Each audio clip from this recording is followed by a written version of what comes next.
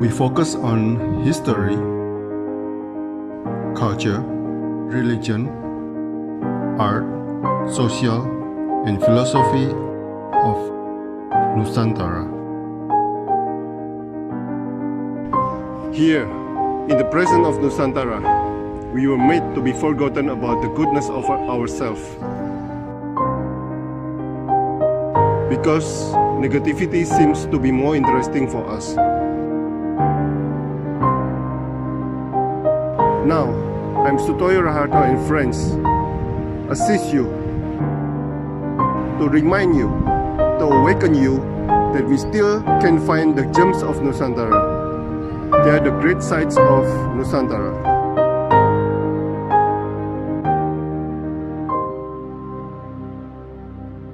Okay, Xin Wei, good afternoon. Good afternoon.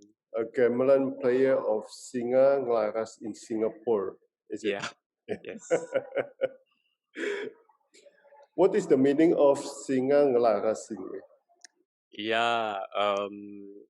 This group is actually founded by my professor, dari dosen saya. And So his you're name- NUS. I was from NUS, and he is a docent at he's a docent. He is a professor at NUS. He's from Czech Republic. He learned Gamelan in Java, but also in America with the Javanese musicians there. And when he came to Singapore, he set up this group lah at the university. Singa Nglaras, Singa itu Singa, lion. Nglaras actually is funny. Nglaras is to tune, to make something in tune, but it also means to relax, like to Nglaras. Okay. And actually, it's a bit of a joke, because if you go to Java, a lot of Gamelan groups, they have names like Puspa Laras, so it's like the sound of the flower, or Madu Laras. Tapi kalau di Singapura, dia tidak malaras, dia menglaras, karena malas. So it's a joke. He's that kind of person. He's still in Singapore? Yeah. He's a professor, permanent professor at NUS, at our university. What does he teach? So he teaches. The department is called Southeast Asian Studies, Kajian Asia Tenggara. So he teaches usually about the arts and music and culture of Southeast Asia, but he's also interested in things like sailing, seafaring. So yeah, he's got quite a lot of interest in interesting person. So you studied Southeast Asian study also? I studied it for my master's, for my S2. So my master's was with Dr. Mrazak, my prof, in Southeast Asian Studies. But my bachelor, S1-nya, was in English Literature, sastra English. Wow, so different. Sedikit lah. Okay. Could you tell me the history of Singa Nglaras? Why he created the Singa Nglaras?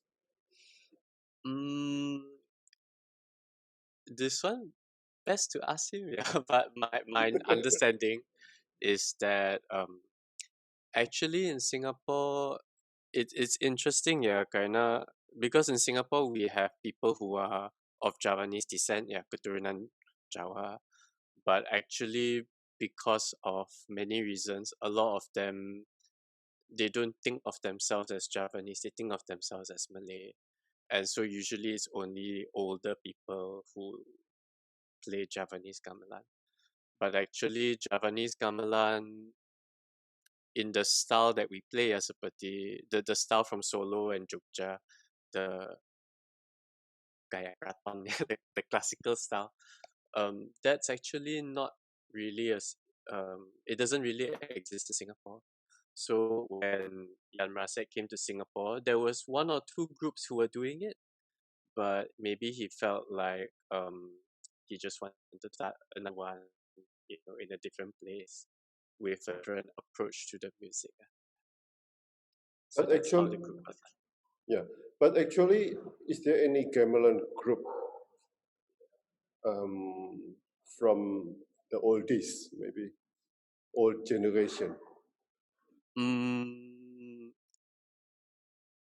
yeah, this is interesting. There's one group, I forgot what's the name. It was called Kampung and there was just an area called Kembangan, and I think they were called Kampung Kembangan Pacitan Gamelan Orchestra or Pacitan Gamelan Community. I forgot the name, sorry. But it used to be made up of papa, yeah, old people who were of Javanese descent. But I'm not sure if the group is still active because I hear many of them have passed away.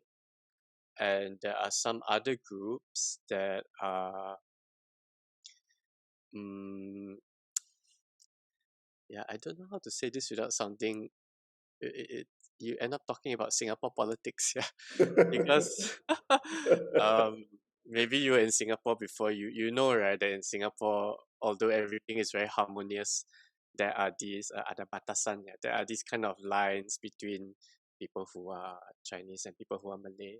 So there are some gamelan groups and they're quite old. They play music that is maybe Malay music, and sometimes they play a little bit of Japanese music.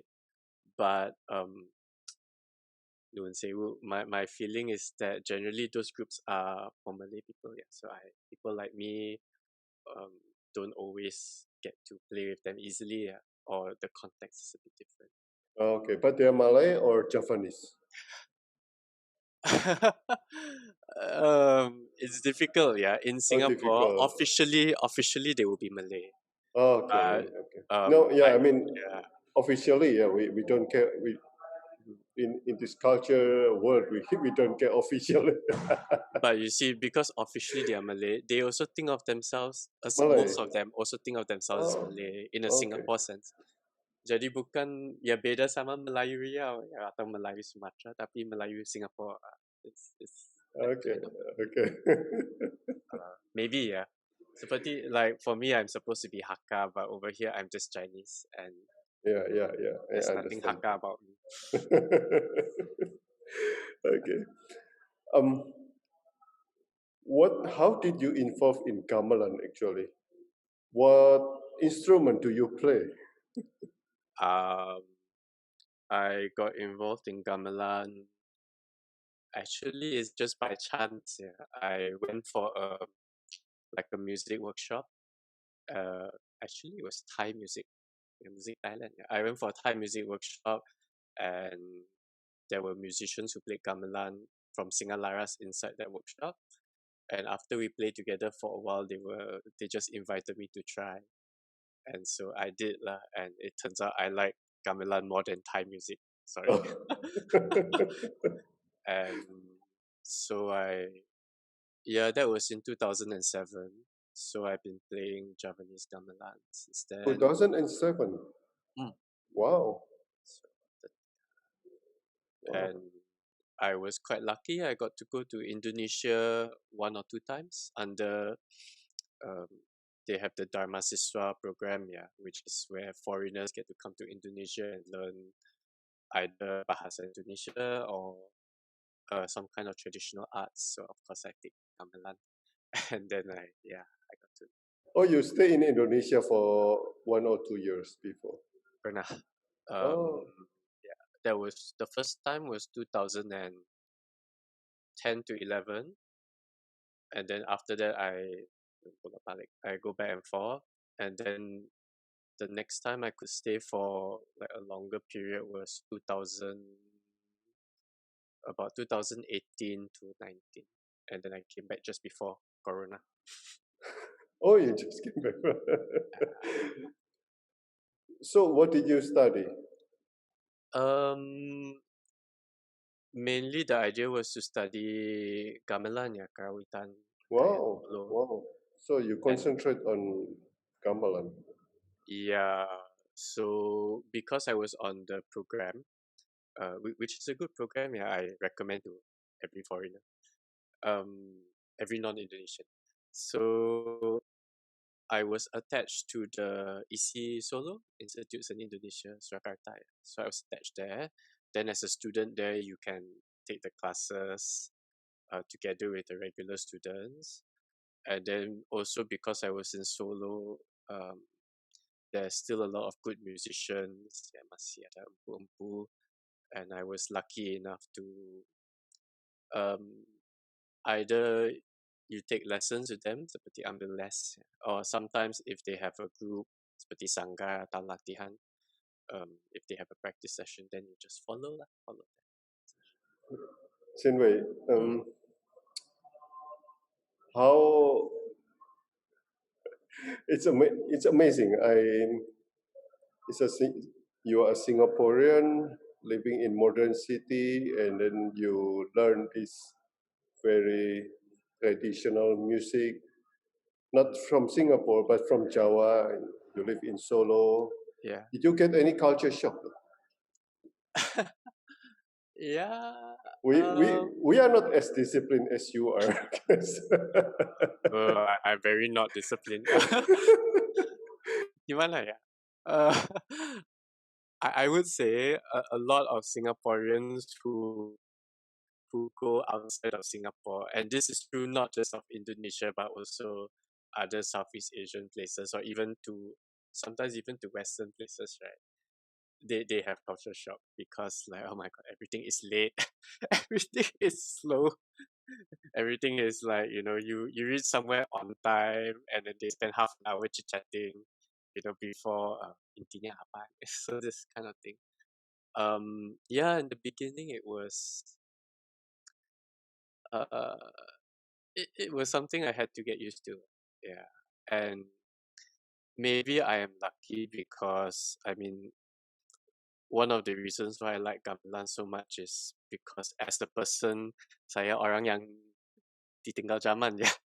I am a very like out of sync with modern life in a way lah. So in some ways it was very different to be in Indonesia where life is slower, people are more relaxed. Yeah, sometimes you can say not disciplined, but sometimes you can say just relax and easy going. But which one which one you enjoy more then? As a human being? I don't know. It depends lah. This is a very Javanese answer. Yeah, harus lihat sikan. There have been times when I'm in Indonesia and I feel a bit frustrated. Yeah. Especially if there's something bureaucratic that I have to do, and then that's when you kind of miss Singapore because Singapore is also very bureaucratic, but everybody is very like hardworking at making sure the bureaucracy runs well. Yeah, so that's one thing. But often, especially if I'm in Singapore, then I feel the opposite. Yeah, I start to feel like everyone here is so stressed and so what's the word? They're so uptight. They're so like, oh, we have to do this, and and then you start to masih kangen. You start to think, it was quite nice in Indonesia. Everything was relaxed, and if things didn't go well, it's okay. And sometimes it really is okay. Yeah, it's funny. Yeah, it's funny. Why gamelan interests you so much?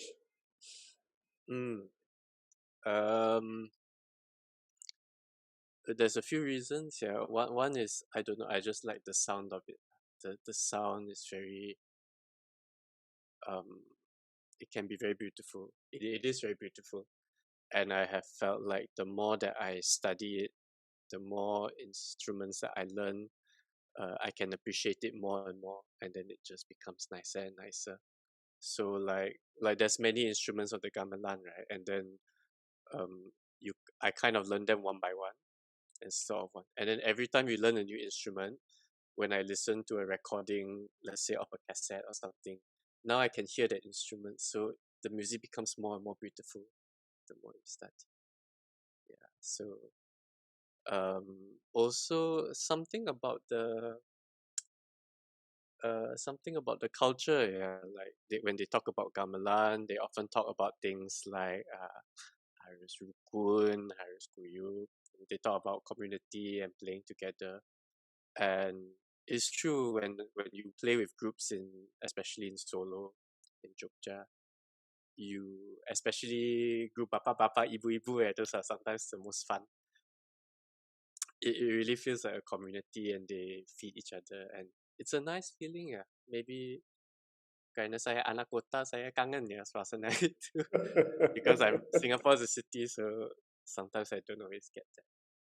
How many tembang have you translated, Xin Wei? Okay. Honestly, my Javanese is not that great. Yeah. The reason why, so on our Instagram, the story is that we recently did a performance at Esplanade. We were quite lucky because it's one of the first few live performance after COVID. They shut down a lot of things. Oh, that is after COVID. It's recent. So during the period of COVID, a lot of live performances are closed, and then slowly they started to do things like, okay, we will record something and release it online. But we were part of a festival. It's called the Festival of Sacred Music. They have it every year, and they were using this to kind of see whether they can do live performance again. So we got to do this. And because the festival was about sacred music, so we tried to pick music that is meaningful, that has either it's about blessings or it's about wishing for health and safety, or something like that. So because of that, we thought that it would be good if we tried to provide translation. So that's why a few of us worked together on making a document, which we could give. We give a link to the audience, and then the audience can go and see what is the meaning of all the songs. My Javanese is not good. I only took very few proper lessons with a teacher in solo, less privat.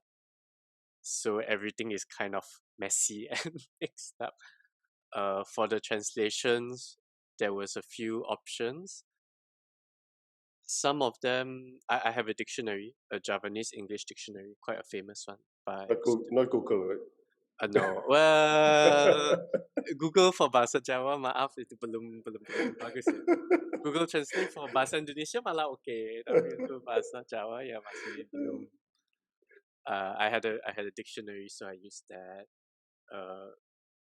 And some context I know, so it helps. I also have some documents where they are translated into Indonesian already. So then it's like I translate, you look at the Indonesian translation and the Javanese, and then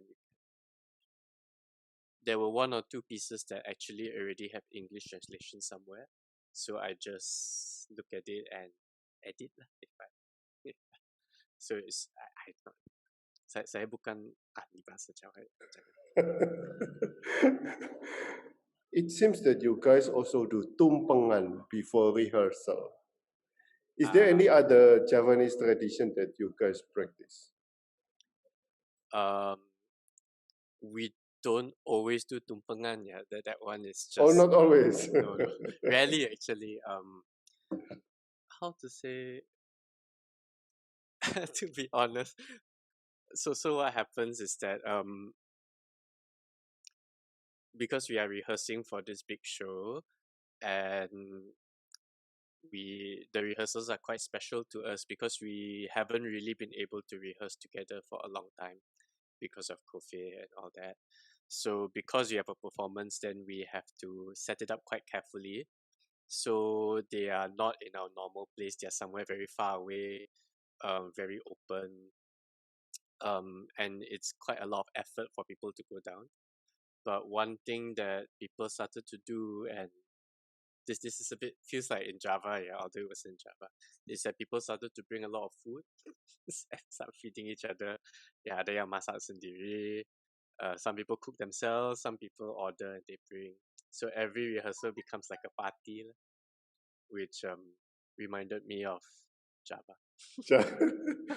So most of the members are Singaporean or Yeah. Also, there is some Indonesian. Majority are Singaporeans. We have one or two Indonesians, usually Indonesians living in Singapore. Sometimes we have also like Indonesian students, and while they study in Singapore, they play with us before they go back to Indonesia. Yeah. Okay, very interesting. So, how long has the Singa Nglaras exist actually? Um, I forgot. I think it started in 2004. I think they got the Gamelan set from Indonesia, from Wonogiri, kalau nggak salah. They brought it to Singapore in 2004 through Bapak Midianto. Pak Midianto is very